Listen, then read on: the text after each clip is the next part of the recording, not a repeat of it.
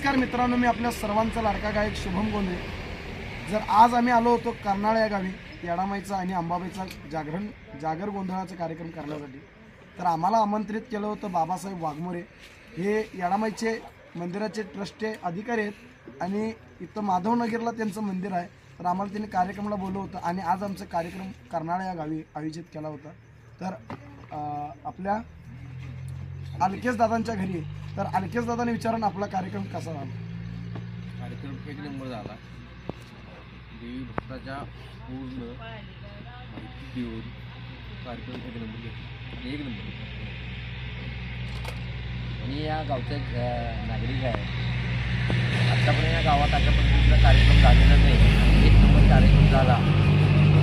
शुभमदादांनी या ठिकाणी जी आपली कला सादर केली त्यांचा मी या ठिकाणी आमच्या गावाच्या वतीने आभार मानतो. तसंच